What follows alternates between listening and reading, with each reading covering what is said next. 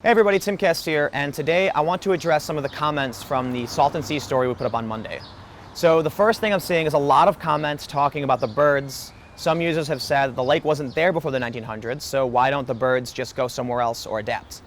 Well, according to the California EPA, many studies are showing that up to 90% of the Californian wetlands are no longer there. And according to Tom Anderson from the Wildlife Refuge, that number is actually 95%.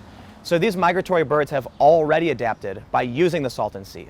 Now, as all that water recedes, they're more susceptible to predators, and we can't really rely on just them adapting again. It is possible that they do adapt, they do find a new way to do things, but it's also possible many of these species become endangered or extinct, and I don't think that's something many of us want to claim responsibility for.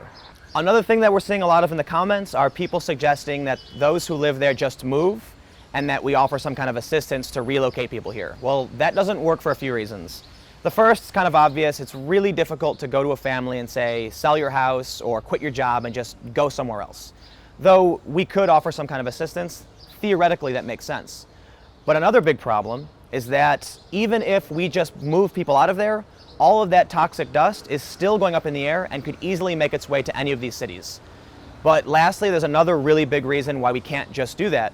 And that's because 90% of our winter produce comes from the Imperial Valley. So if you like having salads, fruits, and vegetables in the winter, then this problem is your problem too. And we need to find a way to mitigate this impending disaster. Many other people have suggested that we just let Mother Nature reclaim the Salton Sea and let it turn back into a desert. And that's probably what's going to happen. It seems likely. But the problem is, it's going to cost us more money if we don't mitigate this problem now. The Pacific Institute is estimating $29 billion if we do nothing.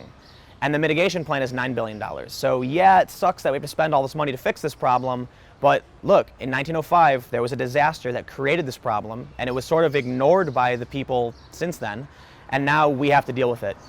If we don't think about the future, we're only gonna make the problem worse, and we're gonna end up in the exact same situation that created the problem we're seeing today.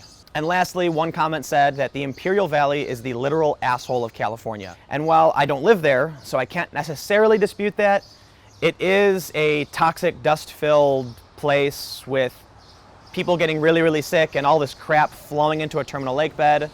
But be that as it may, it's still a fun and beautiful place. There's still a lot of great people who live there. And hey, it's really close to Coachella, so maybe we should care a little bit more, huh? But thank you all so much for commenting. If any new information arose from this video, feel free to comment below and let me know what you think. Make sure to tune in next week because we're gonna have more stories for you, and I will be addressing your questions and comments just like I did for this one. Make sure to follow me on Twitter at TimCast, subscribe to my YouTube channel, check out fusion.net for more awesome content. Thank you all so much again, and I will see you next time. Water sources in order to meet their needs. What happens to those places where water is taken away? We visited an area of California that is facing an environmental disaster as a result